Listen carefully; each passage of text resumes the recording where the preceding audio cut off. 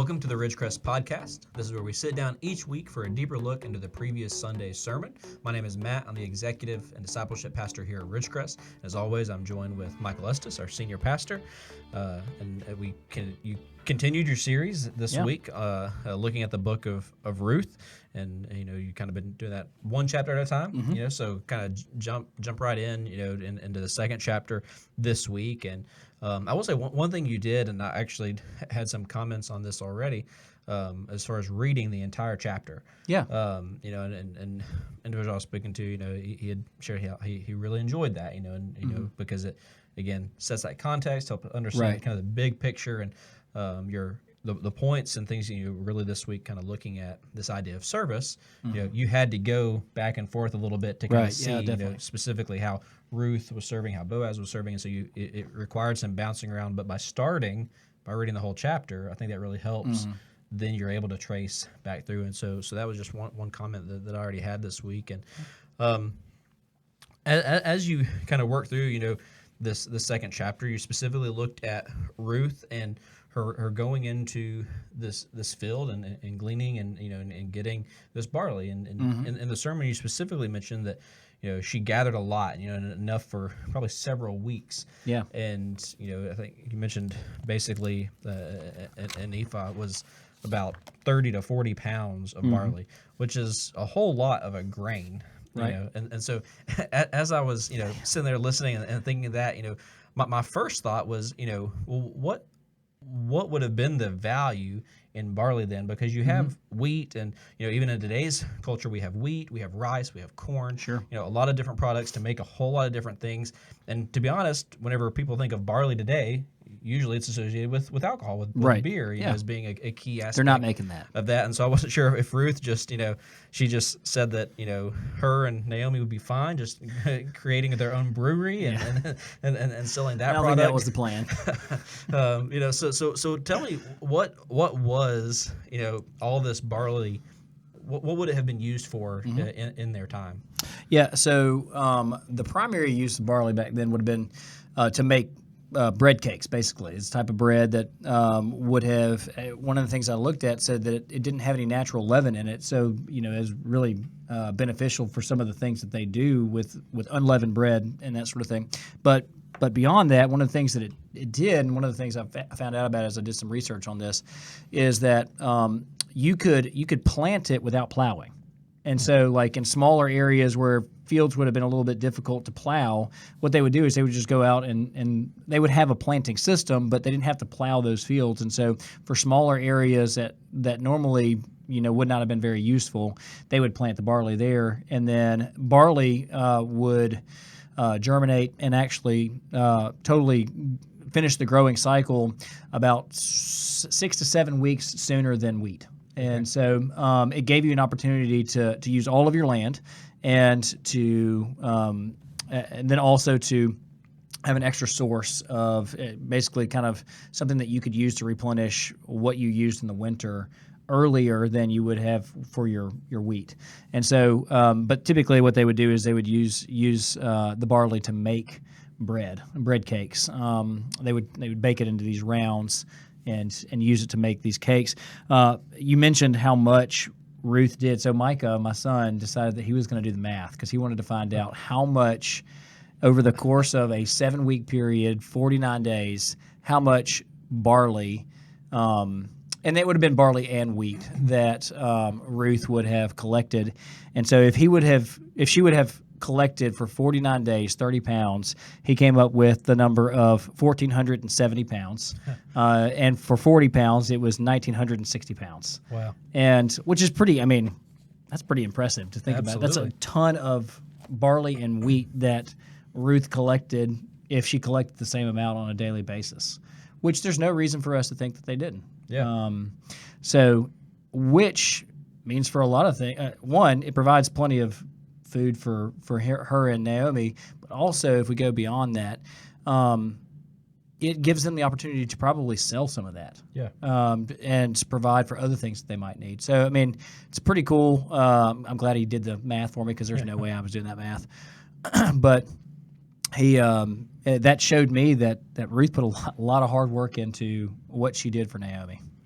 Yeah, and it's incredible, and doing the math like that, and and looking a little bit deeper into it gives you some perspective of she wasn't just kind of showing up, doing a little bit, but she was, as you mentioned, serving physically, Yes. and it would have been physical labor, that she was doing, working out in a field and gathering what she could, and and part of that was based on some of the Old Testament law that God had established. And you made reference to it in the sermon, but it comes from Leviticus chapter 19, and it says in verse 9, "Now when you reap the harvest of your land, you shall not reap to the very corners of your field, nor shall you gather the gleanings of your harvest.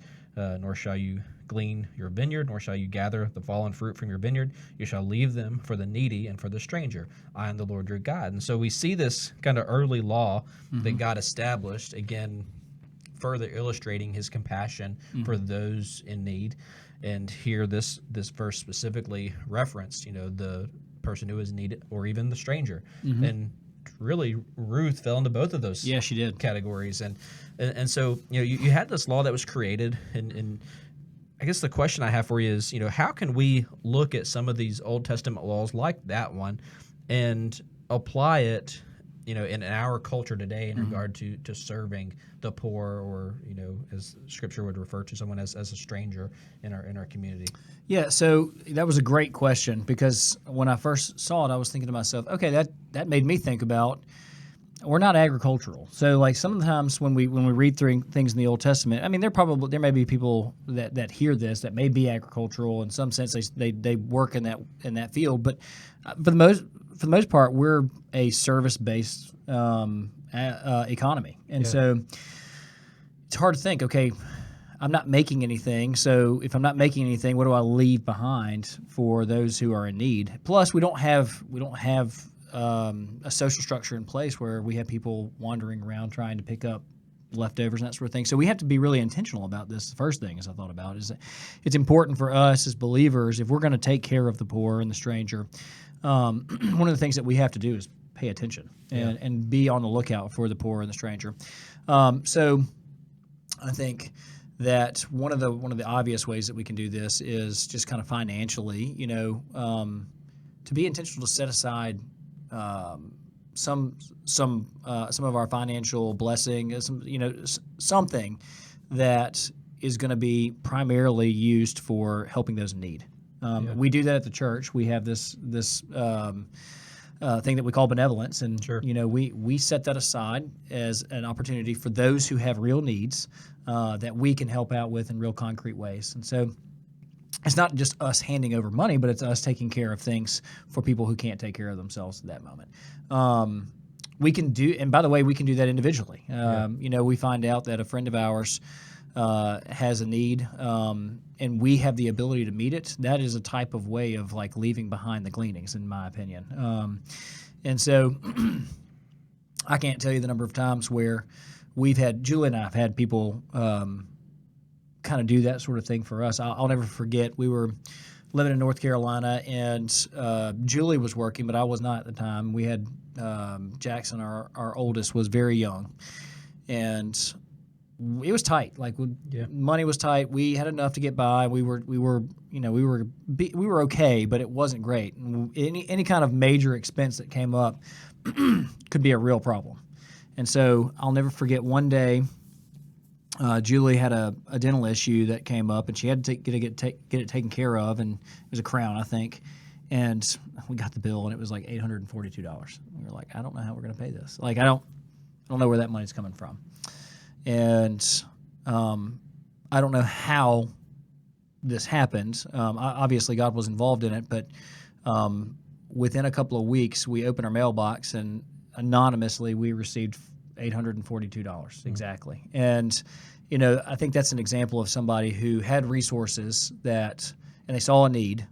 I'm not really sure how they saw that need, because we didn't share that need with people. But they just kind of knew, and they took care of it. And we can do that as a church. I think we can do that as individuals. And so I think being intentional about looking for those sorts of things, you can do things like buy people's groceries, pay bills that they need taken care of. I mean, there's all kinds of things that we as believers can leave behind as far as gleanings go, that we can use to help others. Yeah, and that aspect of being intentional in that, I think, that law, again, was setting kind of a bare minimum. Yes. And as you mentioned, Boaz, he goes above and beyond that. And I think that's significant for us to remember is, a lot of times these laws, create kind of a bare minimum that God expects of us. But that level of intentionality allows us to be a little bit more attentive and maybe meet some additional needs when opportunity presents itself. Not that God requires that of us, or not that we're trying to add anything to our spiritual condition or anything like that, but we're just intentional. And a lot of times when, if God provides us that opportunity, why not give our best and look for the opportunities to help those around us? Yeah, I think one of the ways that we can kind of see this is, out of what happens is God transforms us, and when He transforms us, our heart is transformed. So we don't see the law as this checklist anymore. We see it as these guidelines that not only help us but help our neighbor. Sure. Leviticus 19, just as that same chapter, the end of that chapter, God says, "Love your neighbor as yourself." And so, a part of loving my neighbor is this overflow out of my heart that I want to do more than just, and that we see that in Boaz. I mentioned that John Piper referred to him as a God-saturated man, and I think that's just one of the ways that we see it is that he sees an opportunity to do more, and he does more. And so, the law again is not meant to be this rigid, written in stone. I know originally it was, but ultimately God's desire was to have the law written on our heart. That's right. And out of that overflow of a transformed heart, we see these generous lifestyle where we have the opportunity. It's not like we have to do this, but we get to do this, and so we look forward to it when we have the opportunity. Yeah, and that doesn't mean that every single time we're going to be able to help in that capacity. And, it just means, again, being intentional, looking. It was evident Boaz didn't go through this process with every single individual who ever gleaned from his field, but here he takes that next step, and it reminds me of a sermon I heard of Andy Stanley several years ago, and his kind of bottom line to that sermon was do for one what you wish you could do for all. Kind of getting away from this idea of, well, if you can't do it for one, don't do it for anybody. Well, sometimes God allows us and puts us in a position to do something for one person, even, and may not be for everyone, but that person needed something, and it gives us opportunity to serve. Yeah, and we will address this later on in the podcast, but one of the things that we need to think about is, like, how do we know the difference between when God has put us in position to help that one, and when are we supposed to just say, well, this is not that opportunity, and that's a hard thing to figure out, which we'll, like I said, we'll address a little bit later on in the podcast, but it's an important question to ask. How do we determine who the one is, and not just the many others that maybe we come across? Yeah, and my wife, she's very, very hospitable. She's very caring. She very much wants to support and help the needy, and so I have to be very careful at around Christmas time whenever she's going out shopping and buying different Christmas, because everybody's asking for a donation, as far as whether it be Salvation Army or when you check out at a store now, just about everyone has a charity they support. Would you like to donate $1 to this? And my wife, she's going to say yes every single time. All they got to do is ask, because she sees value in that. And so I give her a hard time often, but it's good to have that heart of compassion and want to demonstrate that to others. But like you said, sometimes God puts us in a position to do something more. One aspect of serving that you talked about when looking at Ruth and Boaz was this idea of consistency, and you talked about showing up consistently. Why is consistency an important aspect of serving others? I think the biggest thing when we think about consistency is people, if we're going to serve other people, they have to know that they can depend on that. And the only way they know that they can depend on that is if we are regularly there. I think about, so we have a group that goes to help with Jackson Street Ministry, and I've had a conversation with one of the individuals that regularly helps, and he says that it's good to come and visit that sort of thing, but he said that the people there know the folks that come every week. The people that they serve, the people that they're helping, they know who to look for. They know the people that are there just for an experience or just to be there for the first time or whatever. And they gravitate toward the people that are there every week. And the reason they do is because they know this is a reliable person. This is somebody that I can look to, and I have a need, and I believe that they're going to be able to help me meet that, or at least hear me out and talk me through this. That's really, but the person that just shows up once and is like, well, that was a good experience, I may come back again, or comes very inconsistently, they're not going to gravitate toward those people because they just don't know if they can depend on them. Yeah. Another example is I was having an interesting conversation at school the other day about like different things that schools have tried to help build community within the school. And one of the things that was mentioned was there were these community groups that were created, about 20 students. And it ranged from students from 12th grade to 9th grade, which, sounds like a great idea because you're moving across levels and that sort of thing. But then you stuck them with a teacher they didn't know and made them discuss things that were difficult. Well, they're not sure if they can trust those people yet. And so they're not going to be open, and they're not going to be honest about the situations that they want to discuss because they just don't know if those people are trustworthy. And that's where consistency comes in. And one of the reasons that my students know that they can talk to me is because they see me on a consistent basis. They know what to expect when I walk in the room. And, that's one of those things that I think consistency allows us to do is this. We really do. And it also shows that we really do care. Like it's a genuine concern. If I show up once and I'm never there again, I don't have any reason to believe that person's a very genuine person when it comes to that service. They may be, but there's no real evidence of that. And so consistency is that evidence, that hard, concrete evidence that this person cares about what I really need.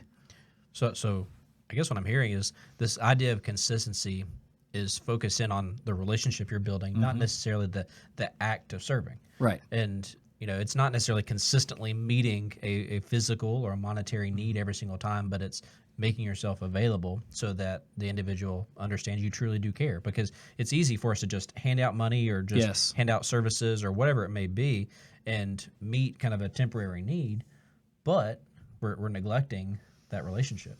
Right, because ultimately our service is supposed to point them to Jesus. And the only way we're ever going to get there is through the relationship. It's not going to be this. There are times where you'll have this one-off where you have a one-time, hey, I served this person, and then we prayed together, and that person was served. That may happen, sure. But more often than not, what happens is you have people that need to see that you consistently care about them, consistently love them, and sometimes that means we do meet physical needs, and sometimes it just means that they need a person to talk to, somebody to pray with them, and then a lot of times you see people come to know Jesus through those relationships. But that requires us to, again, and I talked about this with Ruth, it requires sacrifice on our part, a willingness to give up certain things that typically are ours, our time, our energy, our money, our effort, those sorts of things, and give that to somebody else.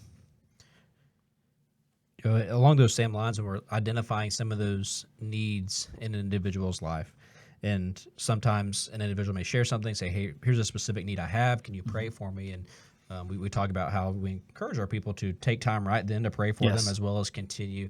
But you said something interesting in the sermon, and you essentially said, don't be afraid to be the answer of a prayer you have for someone. Yeah. And I thought that was, a really great thing to think through because, it's not saying that I'm playing God and I'm going to be the answer to this prayer, but it's, God may have positioned me in a place to be the answer to this prayer. And so I guess the question I have is, how can we do a better job at discovering if God has equipped us to be that answer to a prayer that either someone or even ourselves may have for someone? Yeah.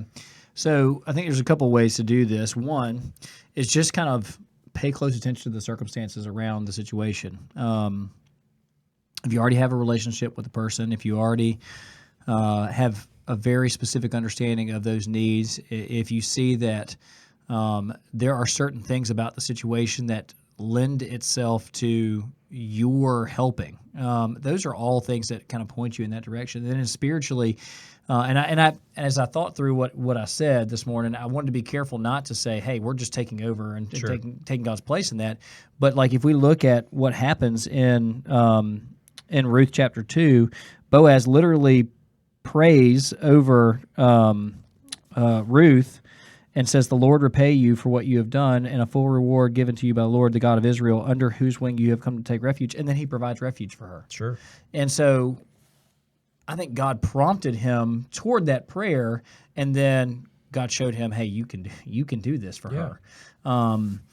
And so he does. And I think that it's just a matter of us paying close attention to the circumstances around a situation. And there have been times in Julie and I's relationship where we have come across people that we need to pray for, and we pray for them consistently, and then all of a sudden, like, it's been really obvious. God's really made it really clear to us that, hey, this person has a need that you can help with, and so let's do that. And it's not like, hey, pat me on the back kind of thing. It's like, no, this is if God's going to keep bringing this up, and that's another thing that we can look for too, is this frequency of hey, is this something that I see a lot, a prompting, I guess, a frequency of prompting. Is this something that I keep coming back to? Do I keep thinking about this? Does God keep reminding me to pray about this? If that's the case, then that might be God's way of nudging us to say, look, I need you to take action. Not just pray. Praying is a part of action, right? But now take the next step, and you be the one that I use to answer that prayer. Yeah, and I love it because throughout the Old Testament you see either some of the prophets, you see it throughout places where God kind of someone's praying. You see Moses doing that. They're praying, and God kind of responds as, "Why are you praying? Yeah. You know what you should do. Mm-hmm. Here it is. Do it." And I think that doesn't negate the importance of prayer. Not at all. But it emphasizes the importance of looking for God to answer that. And sometimes the way He's going to answer that is through His people. Yeah. And so I think that's great. And as you continue looking at Ruth and Boaz, I thought it was great how in the sermon you kind of showed how each of them served, and you brought it back to Jesus. And really showed how Jesus did all of these things, and Ruth demonstrated some things, Boaz demonstrated some things, but Jesus demonstrated all these things. But as we look at the life of Ruth and Boaz, just in this chapter that we looked at today, you see both of them really going above and beyond what was expected of them. And so I guess the question I've got is what are some practical ways that we can take our opportunities of service to go beyond what maybe we perceive or what others perceive as minimum requirements? Yeah. The way C.S. Lewis put it in Mere Christianity, he talked about tithing in Mere Christianity. And he basically said, if it doesn't hurt a little bit to give, then there's probably something missing. And I want to be careful not to make that the requirement. Hey, it's got to be painful, but there is a sense in which there should be some discomfort on our part. Think about Jesus as he served the disciples, and I mean, I don't mean to say that Jesus was uncomfortable, but I mean to say that he left a situation where things were perfectly good. He was in a perfect eternal relationship with the Father, and he didn't step out of that in a real essential way, but he changed that so that he could be here with us, took on human flesh, experienced the things, discomfort of things like being tired and hungry and being around those who are suffering and those sorts of things, and washed the disciples' feet, which would have been I mentioned this in the sermon, that's obviously a very dirty, terrible, not terrible, but just dirty. And nobody wants to wash somebody else's feet. Right. Feet are gross. Especially in that day. Yeah. I mean, feet are gross now. I can't imagine what they would have been like then. So, I mean, it would have been bad. So, there was a sense in which and it probably made the disciples uncomfortable that he did that for them. Yeah. And so there is a sense in which some of these things should cause discomfort in us. I should feel like I'm moving, and the word that we use all the time, the words that we use all the time, this idea of comfort zone. If it doesn't push us outside of our comfort zone, then maybe we're just checking a box. And sometimes it's okay to check a box, but I would argue that just like Boaz did and just like Ruth does, we should really try to push beyond just that bare minimum, because what it does is it is evidence that God is transforming us at a heart level. And we're moving beyond like, hey, I'm doing this because I have to do this. That's the way I always think about these. Am I doing this because I have to do this or because I get to do this? Yeah. And we should make the argument that serving others is a privilege. It is not something that we should look at as this duty that we have to just kind of struggle through, and it's it's miserable. But I know I'm supposed to do this. Ultimately, we have to see our ability to serve others and our just the opportunity to serve others as an incredible privilege that God has given us. And so, I think that's a practical way is to kind of look at the opportunity and make sure I'm not looking at this as, hey, this is just something I have to do to. And changing that to something that I get to do. This is an opportunity for me to experience something that God wants me to experience, and to help somebody else that God wants to help. And so that's one way. The idea of feeling it just a little bit, it being a little bit difficult or a little uncomfortable when we serve. I think it's another way that we can kind of think about that in a practical way. Beyond that, it's just. Looking intentionally for opportunities.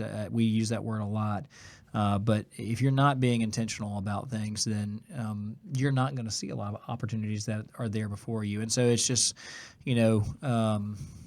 just being focused and intentional. Like again, goes back to the privilege part of getting to serve others. Is if we aren't being intentional about looking for it, then we're just not going to see it often enough. Yeah. And at Ridgecrest, key aspect of our vision is to know God, serve others, and reach our world. And this week, specifically looking at serving others, when we look at each of these, know God, serve others, reach our world, we kind of have some key ways to do that in each, and we think that kind of equips us. And with serve others, we've broken that down into kind of three areas. One, serve our families. First and foremost, God has placed us in a position, to serve those immediately close to us. And you see that here in Ruth. You see Ruth, serving Naomi, and we have to recognize our responsibility as husbands and fathers and wives, mothers, all the different family relationships we have, to serve one another and recognize that that's our first and foremost calling. And then not only do we serve our family, but we also serve our church, and serve our church body by leading other families, their children in their life group classes, or teaching adult life group classes, or being part of our worship team, or choirs. So many different ways to serve our church. And then the third aspect of that is serving our community. If we're just inwardly focused, we're missing a key aspect. And here we can see the importance of getting out into our community and being willing to serve and use our gifts in our community, so that opens the door to reach and to be able to reach our world with the gospel. And as you mentioned, in everything we do, and all this service, it should be used as an opportunity to point people to Jesus. We're not just meeting a need just to meet a need or check a box, but we want to meet a need so they see Jesus and see Jesus in all of that. And then, as always, we appreciate you for tuning in to our podcast, and we encourage you. As always, join us on Sunday morning for worship at 10:30 as we continue to work through the book of Ruth. And next week we'll jump into chapter 3, and continuing to look at the story and to see these events transpire. And as always, if you have any questions or want further discussion on anything that we've said here, or even that Michael shared in his sermon, we encourage you to reach out to us, and we'd be happy to talk through any things or answer any questions you might have. And as always, thanks for listening. We hope you have a great week, and we'll see you next time.